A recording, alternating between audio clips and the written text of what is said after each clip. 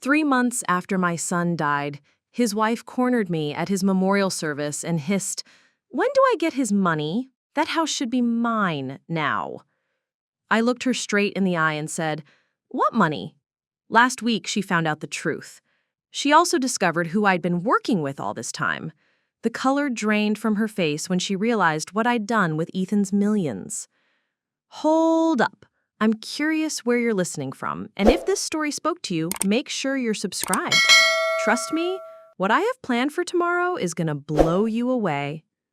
The rain drummed against the windows of Riverside Memorial Chapel as I stood beside my son's casket, watching the woman who'd made his final years miserable whisper urgently into her phone.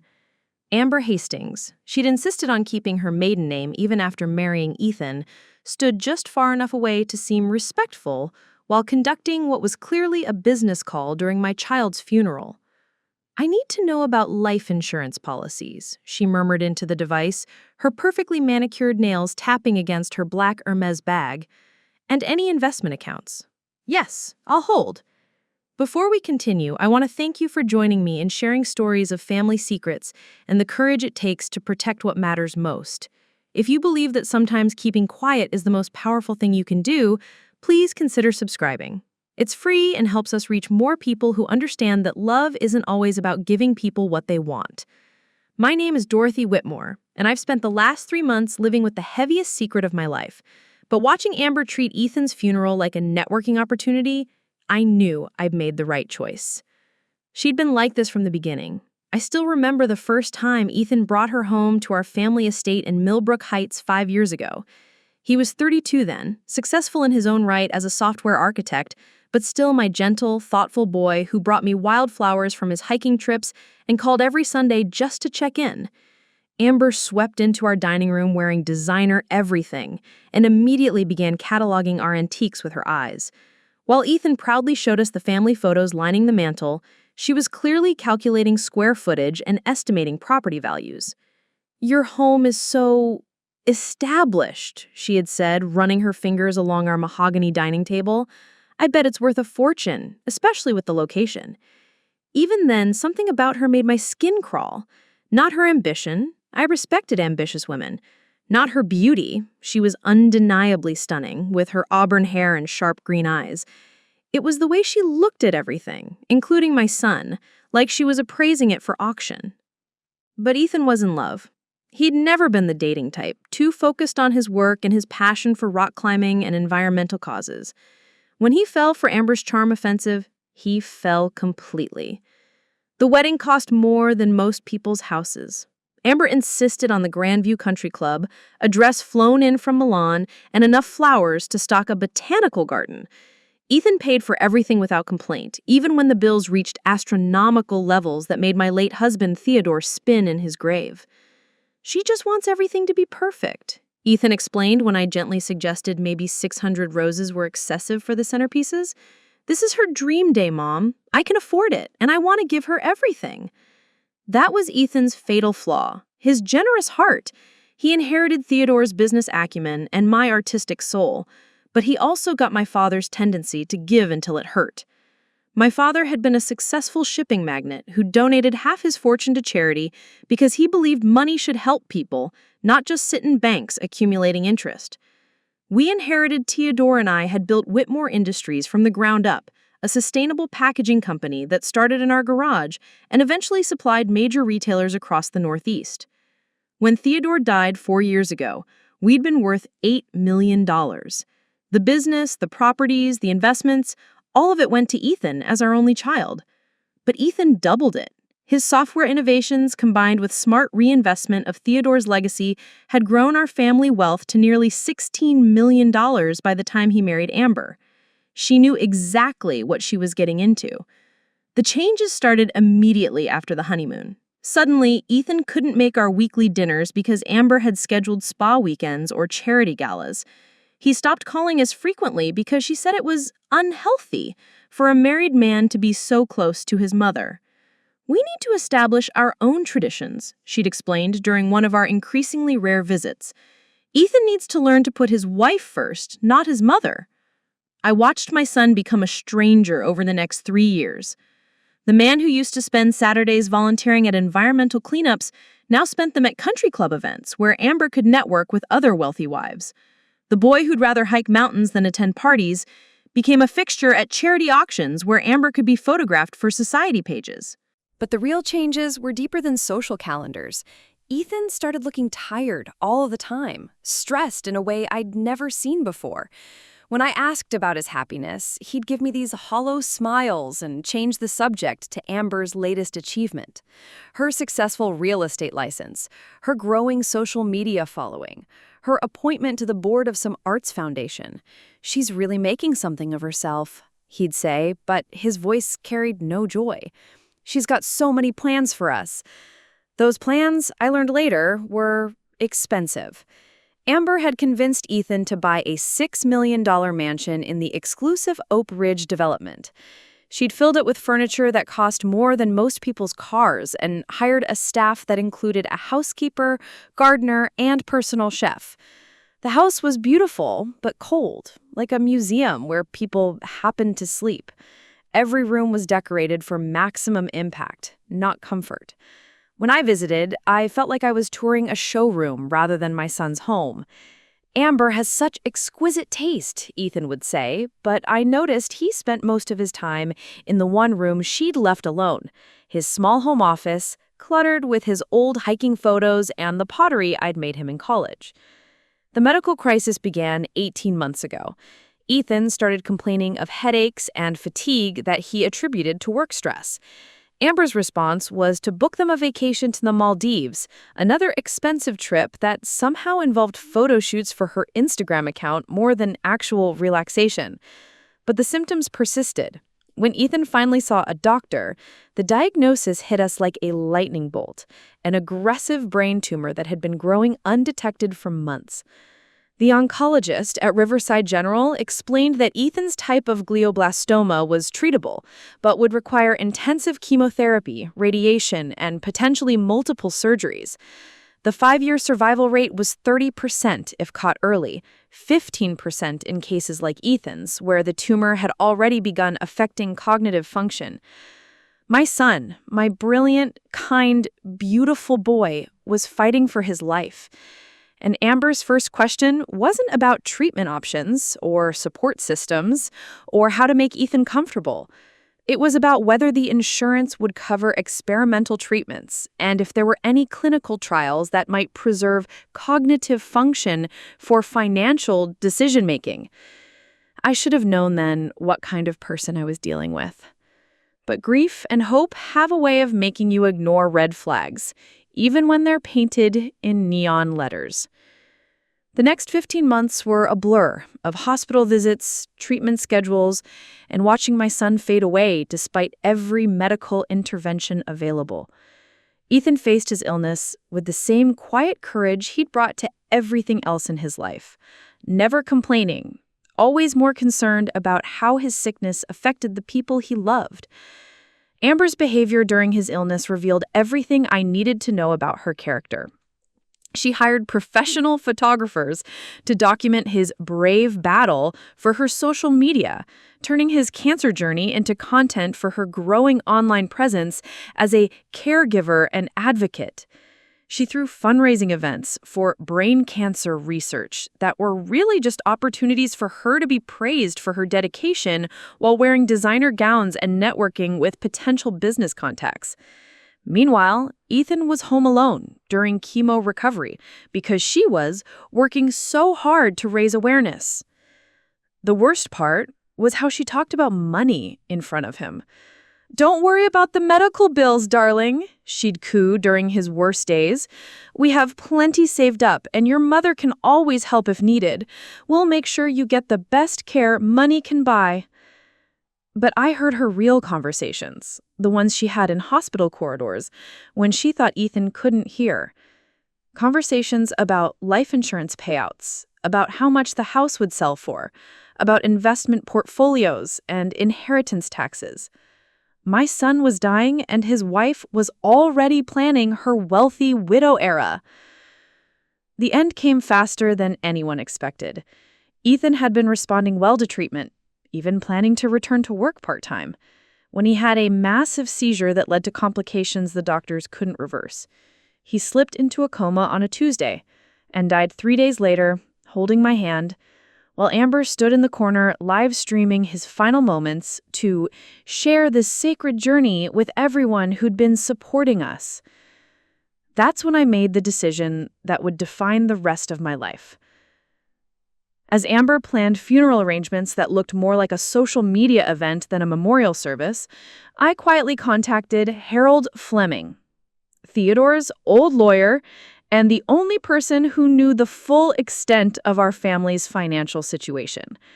"Harold," I said during our private meeting the day after Ethan's death, "I need you to help me disappear $16 million. We poured our hearts into researching and telling the story. If you're hooked, show some love with a subscribe. Now, where were we?" Harold Fleming's office hadn't changed in 20 years. The same mahogany desk Theodore had sat across during countless business deals. The same leather-bound law books lining the walls, even the same brass clock that chimed every hour with Westminster bells. But the conversation we were having would have shocked my late husband.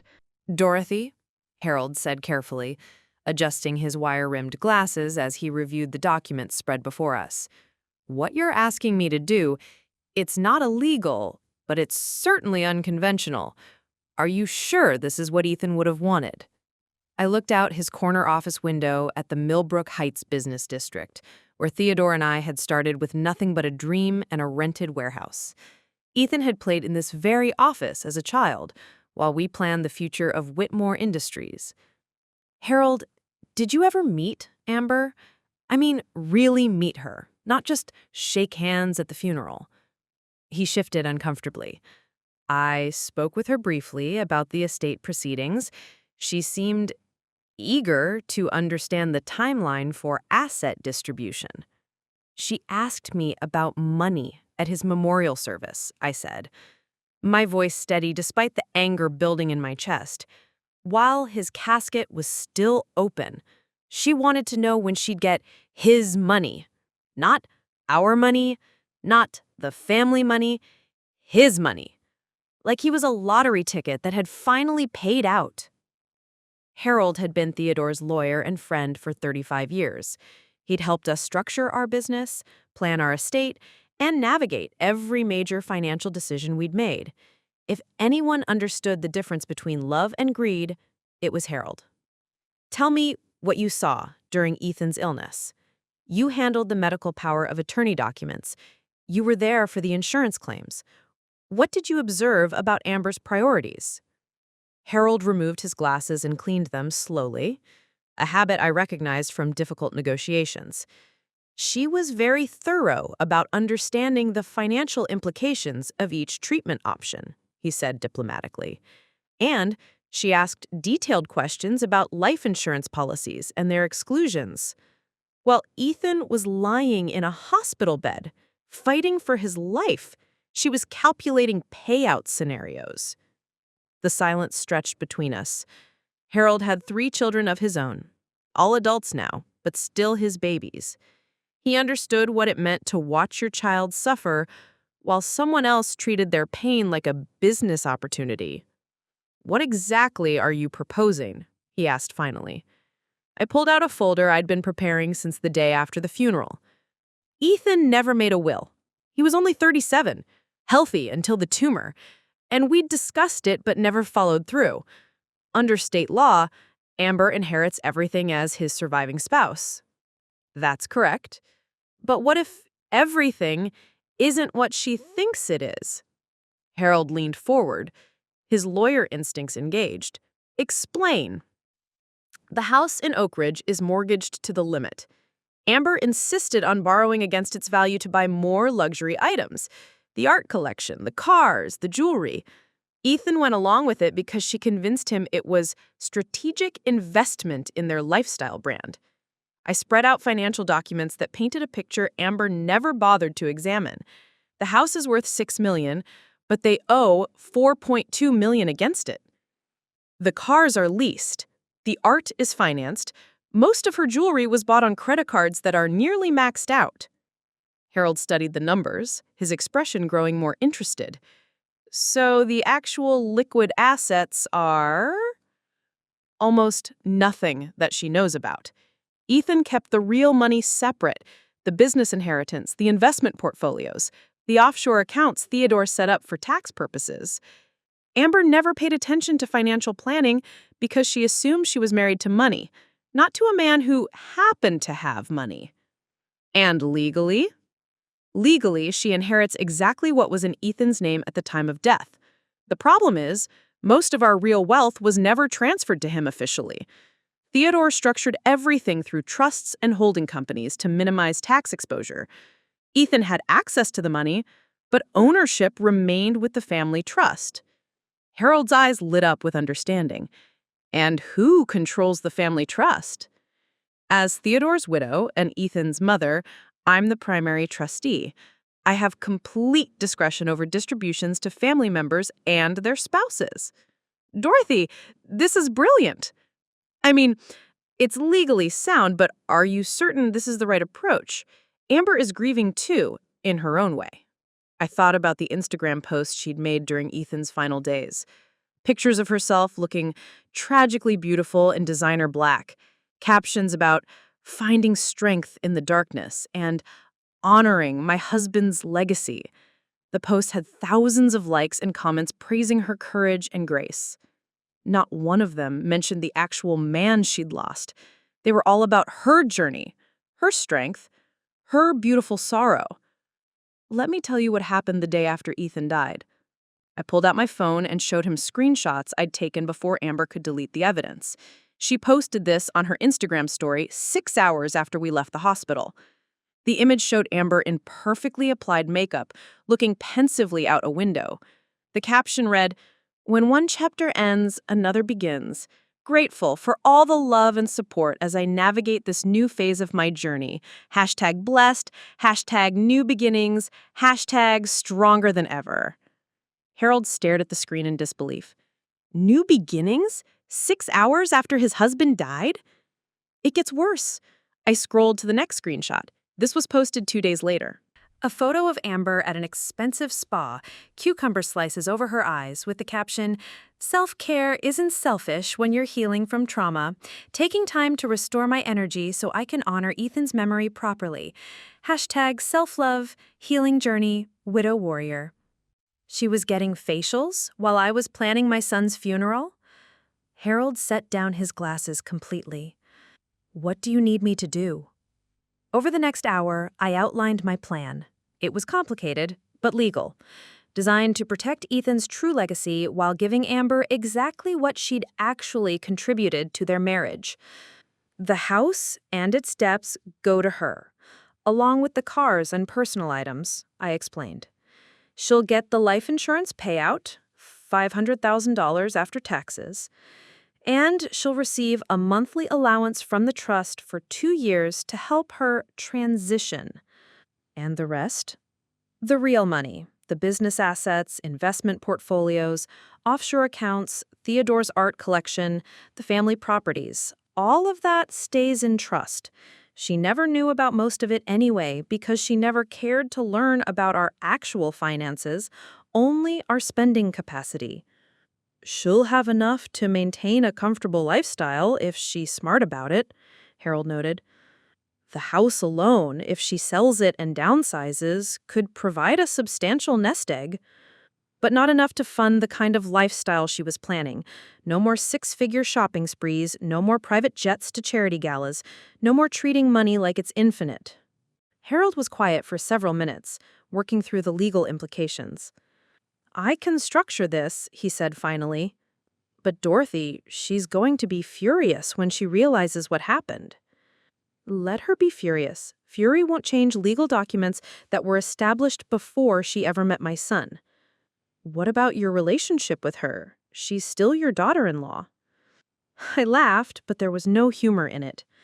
"Harold, she stopped being my daughter-in-law the moment she turned my son's death into a social media opportunity, the moment she asked about money at his memorial service, the moment she chose greed over grief." "And what will you do with the money?" This was the part I'd thought about most carefully. The Ethan Whitmore Foundation for Environmental Research. Everything Theodore and I built, everything Ethan multiplied through his own work, all of it will fund the causes he actually cared about. Cancer research, environmental protection, education scholarships for disadvantaged kids. He would have liked that. He would have loved it. This was always his plan for later in life, when he was older and had a family to provide for first. Amber's greed just moved up the timeline. Harold began pulling out the legal documents we'd need to execute the plan. When do you want to tell her about the trust structure? I don't. Let her figure it out when she starts going through his papers and realizes the money she expected isn't where she thought it was. That could take weeks or months. Good. It'll give me time to establish the foundation and transfer assets properly. By the time she understands what happened, everything will be locked into charitable trusts that she can't touch or contest. We spent the rest of the afternoon working through details, signing papers, and establishing timelines. When I left Harold's office, I felt lighter than I had in months. Not happy. I would never be happy about losing Ethan, but satisfied that I was protecting his legacy from someone who saw him as an ATM rather than a human being. The next few weeks passed quietly. Amber was busy with what she called grief recovery, which seemed to involve a lot of shopping therapy and spa treatments paid for with credit cards she assumed would be taken care of by her inheritance windfall. She'd moved out of the Oak Ridge mansion temporarily, claiming it held too many painful memories, and was staying at the Grandview Resort while she processed her loss. The resort charged $800 per night, plus amenities, meals, and the personal wellness consultant she'd hired to help her navigate widow trauma. Meanwhile, I was working 18-hour days with Harold, financial advisors, and charitable organizations to establish the framework for Ethan's foundation. We quietly transferred assets, established new accounts, and created an endowment structure that would fund environmental and medical research for generations. Every dollar I moved into those charitable trusts was a dollar that would honor my son's actual values instead of funding his widow's shopping addiction. But I knew the reckoning was coming. Amber wasn't the type to stay ignorant of financial details forever, especially when money was involved. She'd eventually start asking the hard questions about bank accounts, investment portfolios, and asset transfers. I just needed to make sure I was ready when she did. The call came on a Thursday morning when I was reviewing architectural plans for the Ethan Whitmore Environmental Research Center. The foundation had purchased a 12-acre site in Riverside Park, and we were designing a state-of-the-art facility that would house laboratories, conference centers, and a public education wing. Mrs. Whitmore? The voice was sharp, agitated. This is Amber. We need to talk, now. I set down my coffee and glanced at the calendar. It had been 6 weeks since the funeral, 3 weeks since Harold and I had finished transferring the last of the major assets into charitable trusts. I'd been wondering when this call would come. Of course, dear. How are you holding up? Don't dear me, she snapped, her usual practiced sweetness completely gone. I've been trying to access Ethan's accounts, and there's some kind of problem. The bank says most of the money isn't there. Which accounts are you referring to? All of them. The investment portfolio, the business accounts, the offshore holdings. The banker keeps saying everything's tied up in some trust structure I've never heard of. They're telling me I need to speak with you. I could hear papers shuffling in the background, probably financial documents she was seeing for the first time. Amber had never involved herself in the actual mechanics of wealth, only its spending potential. Why don't you come over this afternoon? We can sit down and go through everything properly. I'll be there in an hour. The line went dead. I finished reviewing the research center plans, then called Harold to let him know the conversation was finally happening. Everything was in place. The foundation was legally established, the assets were protected, and Amber's inheritance, such as it was, had been clearly defined within the boundaries of what she was actually entitled to receive. Amber arrived in a fury that she was barely containing behind a mask of grief widows. She wore head-to-toe black designer clothing, her trademark amber necklace gleaming against her throat, and carried a leather briefcase that probably cost more than most people's monthly salary. "Dorothy, I need you to explain to me why Ethan's money isn't available." "Please, sit down. Can I get you some tea?" "I don't want tea. I want answers." I settled into my chair across from her in the living room, where Ethan used to spend Sunday afternoons, reading by the fireplace while I worked on my pottery. The room felt different now, charged with tension instead of the peaceful memories it usually held. "Amber, what exactly did you think you were inheriting?" She opened her briefcase and pulled out a stack of papers. "According to my research, Ethan was worth approximately $16 million at the time of his death. The house, the business assets, the investment accounts, the offshore holdings. The banker keeps saying everything's tied up in some trust structure I've never heard of. They're telling me I need to speak with you." I nodded. She'd done her homework, at least partially. "That's an accurate assessment of the assets Ethan had access to during his lifetime." "Had access to? What does that mean?" This was the moment I'd been preparing for. The moment when Amber would learn the difference between access and ownership, between being supported by family wealth and actually inheriting it.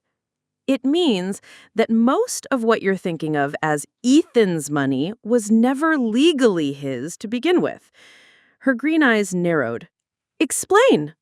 I pulled out my own folder, one that contained documents Amber had never bothered to examine during her 3-year marriage to my son. Theodore was a sophisticated businessman. When he built Whitmore Industries, he structured everything through trusts and holding companies to minimize tax liability and protect assets from potential creditors or lawsuits.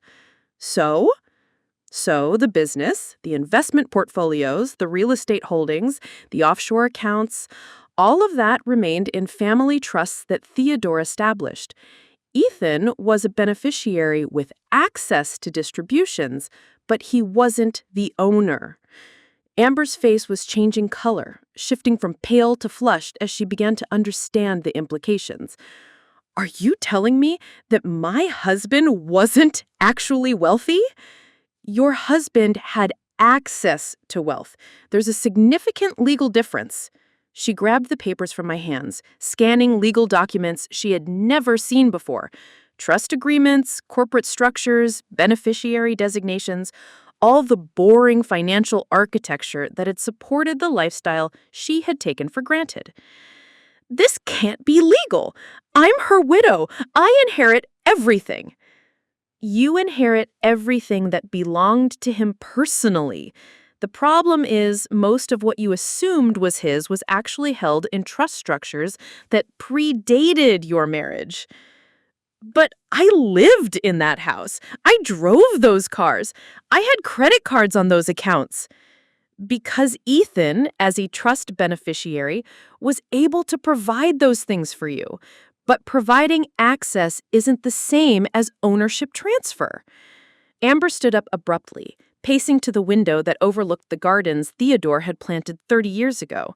Her designer heels clicked against the hardwood floors like a countdown timer.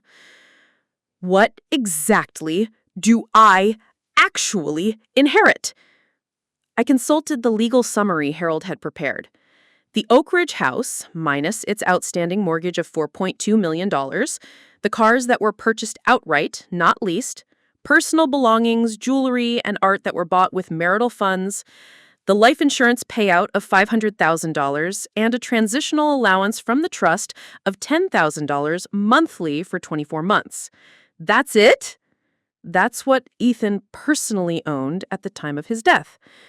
She whirled around to face me, her composure finally cracking completely. "You planned this. You've been planning this since the day he died." "I didn't plan anything, Amber. Theodore planned this 30 years ago when he established the trust structures. I simply declined to change them after Ethan's death." "Declined to change them? You could have made me a beneficiary." This was the crux of it, the moment when her sense of entitlement would be fully exposed. She wasn't just angry about losing money she'd never legally been entitled to. She was angry that I had chosen not to give her money that was mine to distribute. I could have, I admitted. As the primary trustee, I have discretion to add beneficiaries to the family trust. But beneficiary status is earned through contribution to the family and alignment with our values. I was married to your son for 3 years. You were married to my son's access to money for 3 years. There's a difference. Amber sank back into her chair, the reality of her situation finally hitting her. The mansion she'd planned to rattle around in as a wealthy widow came with a mortgage that would require either selling or finding a way to make payments of $35,000 monthly.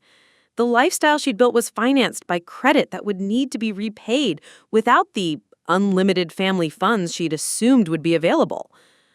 What about the business, Whitmore Industries? What about it? I should have a stake in it. Ethan worked there, helped grow it. I almost laughed. Ethan never worked for Whitmore Industries. He had his own software consulting firm, completely separate from our packaging business. You're thinking of his trust distributions, which came from business profits he never directly contributed to. The silence stretched between us as Amber processed the full scope of what she'd lost, or rather, what she'd never actually had. Her entire identity as the wife of a wealthy man, her plans for a luxurious widowhood, her assumptions about her financial security, all of it based on a fundamental misunderstanding of how family wealth actually worked. "This is cruel," she said finally, her voice barely above a whisper. "What's cruel is posting Instagram photos about new beginnings 6 hours after your husband died. What's cruel is asking about money at a memorial service. What's cruel is turning someone's cancer battle into content for your social media following." Her head snapped up. "How do you know about my posts?" "Because unlike you, I paid attention to what was happening during my son's final months. I watched you live stream his death while he held my hand.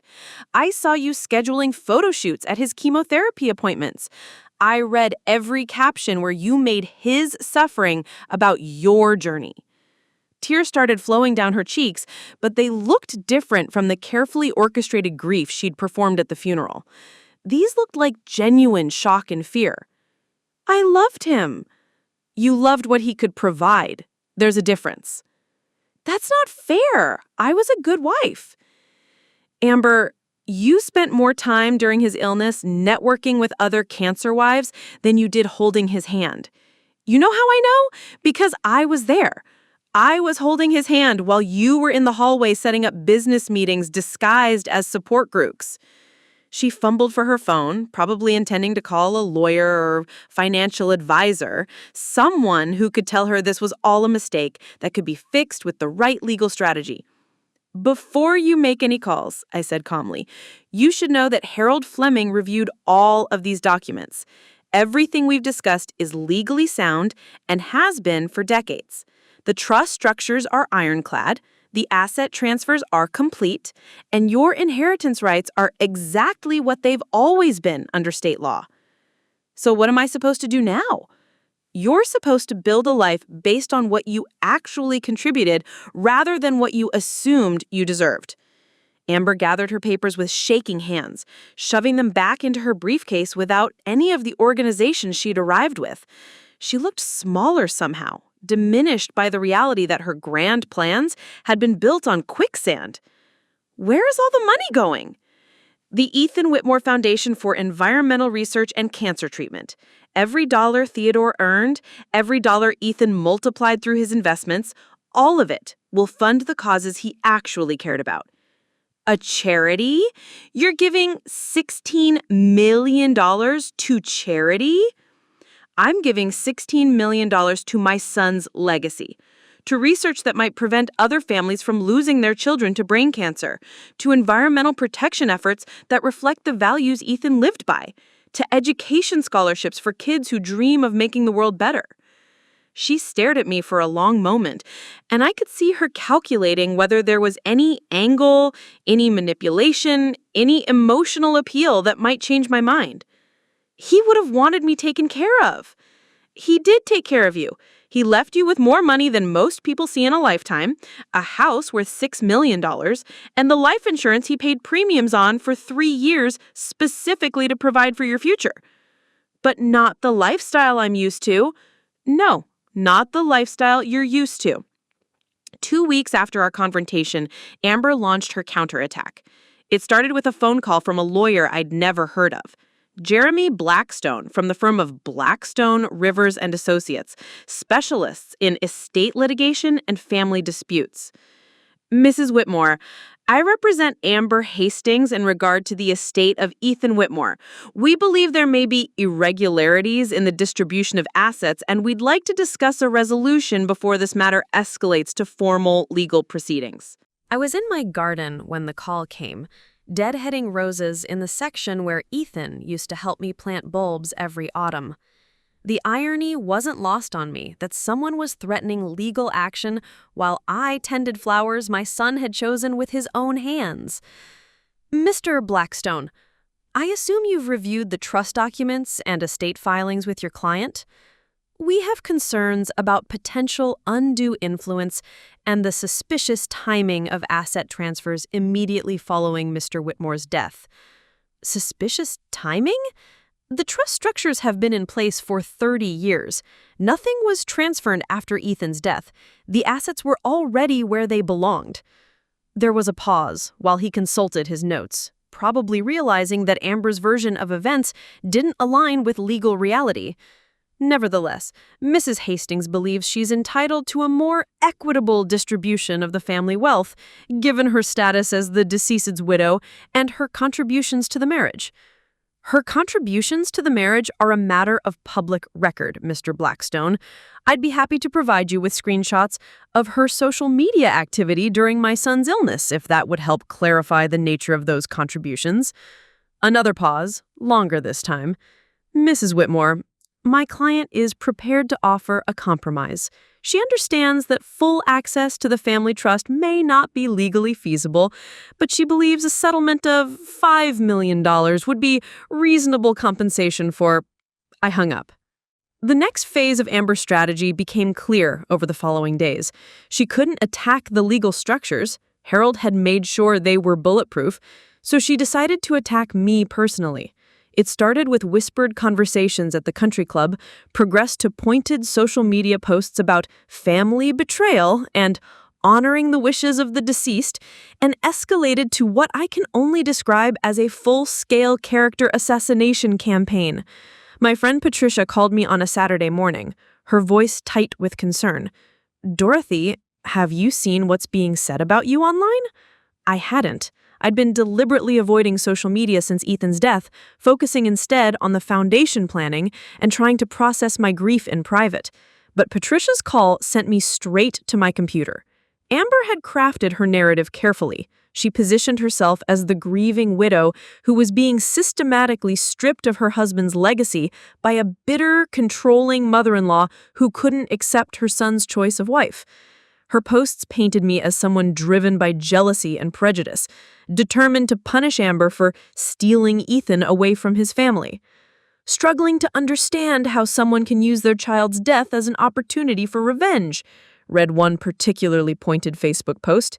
Ethan would be heartbroken to see how his mother is treating the woman he chose to spend his life with. Some people let grief turn them into something their children wouldn't recognize.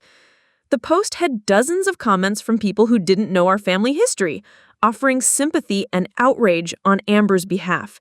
She'd managed to gather an army of supporters who saw only her carefully curated version of events, the devoted wife being victimized by the evil mother-in-law.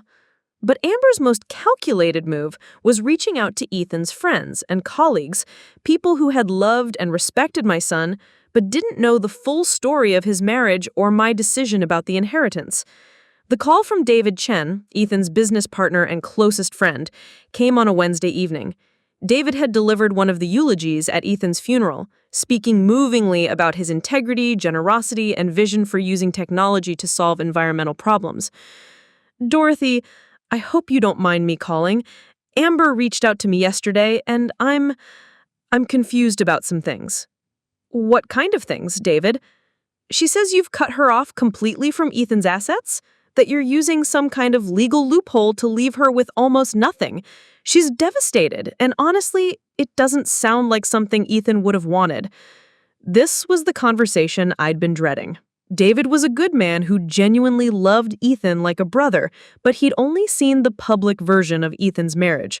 The dinner parties where Amber played the perfect wife, the charity events where she posed for photos while Ethan wrote the checks, the social gatherings where she performed devotion like it was choreography. David, what did Amber tell you about her inheritance? She said you're leaving her with basically nothing, maybe $100,000 in some personal items. I sank into my chair, suddenly exhausted by the scope of Amber's deception. Even in her plea for sympathy, she was lying about the numbers, making herself sound more victimized than she actually was. David, Amber is inheriting a $6 million house, $500,000 in life insurance, and $24,000 annually for 2 years, plus cars, jewelry, art, and everything else that belonged personally to Ethan. That's closer to $7 million in total value. She's been posting on social media about having to get a job because she can't afford basic living expenses. She started a GoFundMe campaign to help with funeral expenses and immediate needs. My blood pressure spiked. She started a what? A crowdfunding campaign. It's raised about $15,000 so far from people who feel sorry for her situation. I opened my laptop and found the GoFundMe page within minutes. "Widow left with nothing after sudden loss," read the headline, accompanied by a beautiful photo of Amber looking tragically bereft in expensive black clothing. "My beloved husband Ethan passed away suddenly from brain cancer, leaving me devastated and struggling to cope with both emotional and financial hardship," the description began. "Due to complicated family dynamics and legal issues beyond my control, I find myself facing an uncertain future without the support system I thought I could count on. Any contribution would help me maintain basic living expenses while I navigate this impossible time and fight for what Ethan would have wanted for us." The page was filled with heartbreaking comments from strangers offering condolences and small donations. People sending $5, $10, $20 because they believed they were helping a widow who'd been left destitute by greedy in-laws. Amber had raised money by portraying herself as a victim of circumstances that were the exact opposite of reality. "David," I said carefully, "I need to ask you something, and I want you to think carefully before you answer. During Ethan's illness, how much time did Amber actually spend at the hospital?" Well, she was always posting about being there, supporting him through treatment. "How much time did you personally see her there when you visited?" Another long pause. "Now that you mention it, I usually saw you there, and Ethan's Aunt Rebecca. But Amber, I guess I assumed she was there during different hours or taking breaks when I happened to visit." She was taking breaks, David. Long breaks. Spa breaks, shopping breaks, self-care breaks, while her husband was fighting for his life. I could hear him processing this information, probably remembering details he dismissed at the time. But the social media posts can be staged, scheduled, and edited to create whatever narrative someone wants to present. David, I need you to ask you something, and I want you to think carefully before you answer. During Ethan's illness, how much time did Amber actually spend at the hospital? Well, she was always posting about being there, supporting him through treatment. How much time did you personally see her there when you visited? Another long pause. Now that you mention it, I usually saw you there, and Ethan's Aunt Rebecca, but Amber, I guess I assumed she was there during different hours or taking breaks when I happened to visit. She was taking breaks, David. Long breaks. Spa breaks, shopping breaks, self-care breaks, while her husband was fighting for his life. I could hear him processing this information, probably remembering details he dismissed at the time. But the social media posts can be staged, scheduled, and edited to create whatever narrative someone wants to present. Dorothy, if what you're telling me is true, then why didn't you say something during his illness? Why didn't you call her out? Because my son was dying, and the last thing he needed was family drama making his final months more difficult. Ethan loved her, or thought he did, and I wasn't going to spend his precious time forcing him to see what she really was. The weight of that decision still pressed on my chest every day. I'd watched my son be neglected and exploited during his most vulnerable time, and I'd said nothing because I couldn't bear to add to his suffering. But my silence had enabled Amber to continue her performance right up until the end. She live-streamed his death, David. What? While Ethan was dying, holding my hand, struggling for breath, Amber was live-streaming on Instagram, narrating his final moments for her followers. I have screenshots if you need proof. The silence stretched so long I thought the call had dropped. When David spoke again, his voice was barely above a whisper. I had no idea. She's very good at controlling narratives, but the truth is, she saw Ethan as a financial opportunity, not a husband. And when she realized the financial opportunity wasn't as straightforward as she had assumed, she decided to try emotional manipulation and public pressure instead. What about the charity thing? She says you're giving everything to some foundation instead of honoring Ethan's memory. The Ethan Whitmore Foundation for Environmental Research and Cancer Treatment, using his inheritance to fund the causes he actually cared about, researching treatments that might save other families from what we went through. Every grant we award, every research project we fund will carry his name and values forward. That sounds exactly like something Ethan would have wanted. It was his plan, David. We talked about it during one of his good days between chemo rounds. He said if anything happened to him, he wanted his money to make a difference in the world, not just make someone else rich. I could hear David breathing on the other end, probably remembering conversations with Ethan about environmental causes, about using privilege responsibly, about the obligation to give back when you've been fortunate. I owe you an apology, Dorothy. I should have asked more questions before calling you. You were being a loyal friend to Ethan's memory. That's what good friends do. But I should have been a better judge of character when he was alive. That evening, David posted his own statement on social media, a measured but clear correction of the narrative Amber had been spreading. He didn't attack her directly, but he made it clear that Ethan's inheritance was being used exactly as Ethan would have wanted, and that anyone who truly knew Ethan would understand the appropriateness of the foundation that would carry his name. Other friends and colleagues began speaking up as well, sharing their own memories of Ethan's values and his passion for environmental causes. The tide of public opinion was slowly shifting, though Amber continued her campaign with increasing desperation. Her posts became more frequent and more dramatic, filled with vague references to family cruelty and being punished for love. She started appearing on local talk radio shows and grief support podcasts, always positioning herself as the victim of an unprecedented family betrayal. But her most dangerous move was yet to come. 3 days after David's post, I received a call from a journalist at the Millbrook Heights Herald, the local newspaper that covered society events and business news. Mrs. Whitmore, I'm working on a story about inheritance disputes and family conflicts after sudden death. I understand there's been some controversy regarding your son's estate. Amber had decided that if she couldn't win in court, or in the court of public opinion, she'd try to win in the press. She was prepared to make our private family tragedy into a public spectacle, with herself as the wronged heroine and me as the villain. But I had been preparing for this possibility since the day I made my decision about the trust. And unlike Amber, I had something she'd never possessed: the truth. The journalist's name was Rebecca Martinez, and she'd been covering family and society news for the Millbrook Heights Herald for 15 years. When she called, her tone suggested she'd already made up her mind about the story she wanted to write. "Mrs. Whitmore, I've been speaking with your daughter-in-law about the unusual circumstances surrounding your son's estate. She's provided some compelling evidence about potential financial manipulation following his death. I was standing in what would become the main laboratory of the Ethan Whitmore Foundation, watching contractors install specialized equipment that would be used for brain cancer research. The irony of defending my decision while surrounded by the very legacy Ethan would have wanted wasn't lost on me.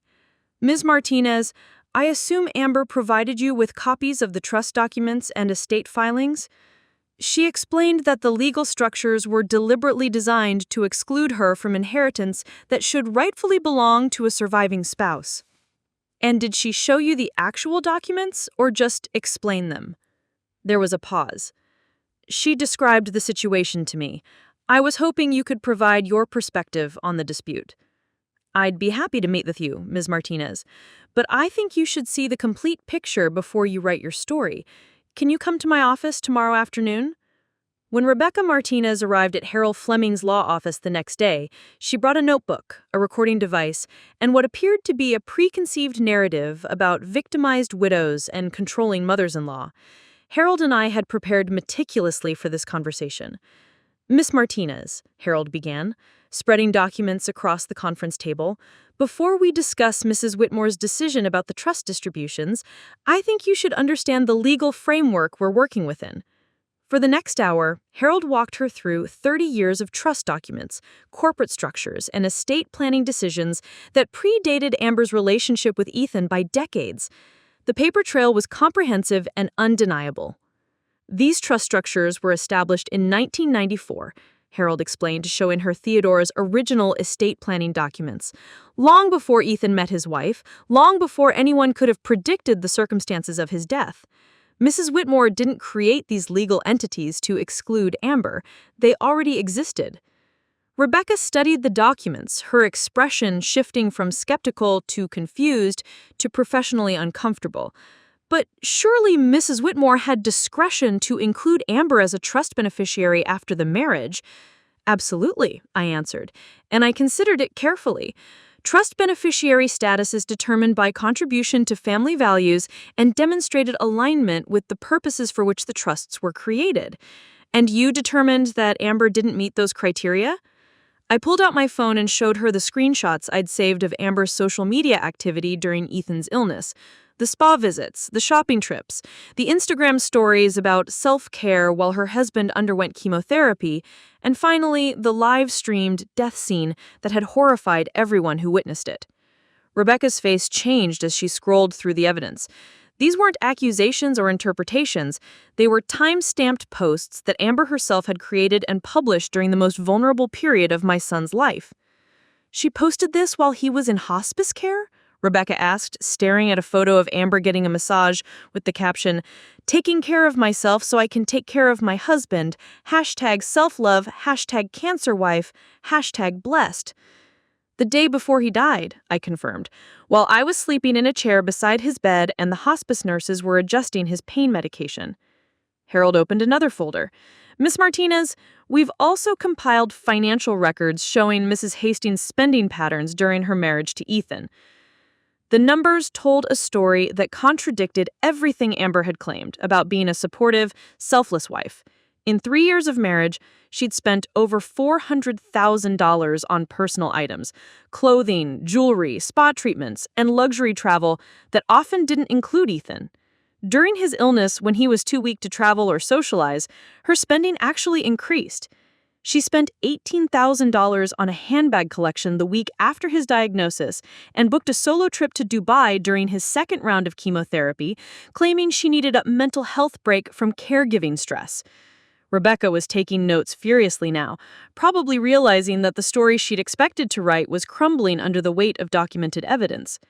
"What about her claim that she's been left with almost nothing?" she asked. I slid another document across the table. "Amber inherits a house worth $6 million, life insurance worth $500,000, vehicles worth approximately $200,000, jewelry and art worth at least $300,000, and a monthly allowance of $10,000 for 24 months. That's over $7 million in total value. But she told me she was left with barely enough to survive. The house has a mortgage, Harold explained. If she chose to sell it and downsize, she'd have several $1,000,000 in liquid assets, plus the life insurance and allowance. That's more wealth than 99% of Americans will ever see. Rebecca set down her pen and looked at me directly. Mrs. Whitmore, why do you think Amber would misrepresent her situation so dramatically? This was the question I'd been preparing to answer for weeks. Because she expected to inherit $16 million, not $7. She's not actually poor. She's just not as wealthy as she planned to be. And for someone who married for money rather than love, that feels like a catastrophic loss. That's a serious accusation. It's a serious situation. My son spent his final months being neglected by the woman who was supposed to love him most, while she built a social media following around his suffering. She turned his death into content for her personal brand, then expected to be rewarded for it with generational wealth. I opened my laptop and showed Rebecca the GoFundMe campaign that was still active. She's currently raising money from strangers by claiming she was left destitute, while sitting on millions of dollars in inheritance. That's not grief, that's fraud. Rebecca spent the next 2 hours going through financial documents, social media evidence, and legal filings that painted a complete picture of Amber's character and motivations. By the time she left Harold's office, she was writing a very different story than the one she'd planned. The article appeared in the Herald 3 days later under the headline, "The Truth Behind a Public Inheritance Dispute, When Grief Meets Greed." Rebecca had done her research thoroughly, interviewing Ethan's friends, colleagues, and medical team to corroborate the timeline of events. The piece revealed Amber's deceptive fundraising campaign, her social media exploitation of Ethan's illness, and the actual value of her inheritance compared to her public claims of poverty. More importantly, it detailed the creation of the Ethan Whitmore Environmental Research Center and its mission to fund research that could prevent other families from experiencing our loss. The response was swift and decisive. Within hours of the article's publication, Amber's GoFundMe campaign was suspended for fraudulent representation. Her social media accounts were flooded with comments from people who felt deceived by her victim narrative. Several of the local podcasts and radio shows she had appeared on issued corrections or apologies for amplifying her misleading claims. But the real victory came 3 weeks later, when the Ethan Whitmore Environmental Research Center held its groundbreaking ceremony. Over 200 people attended, including many of Ethan's friends, colleagues, and former classmates who wanted to honor his memory appropriately. David Chen spoke about Ethan's vision for using technology to solve environmental problems. Dr. Sarah Hendricks from Riverside General discussed the brain cancer research that would be funded by the foundation's endowment. Local environmental groups shared stories about projects that would receive grants in Ethan's name. Amber was not invited, and she didn't attend. I stood at the podium, looking out at faces of people who had genuinely loved my son for who he was rather than what he could provide, and felt at peace with my decision for the first time since his death.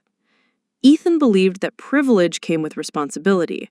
He believed that those who have been blessed with resources have an obligation to use those resources for the betterment of humanity.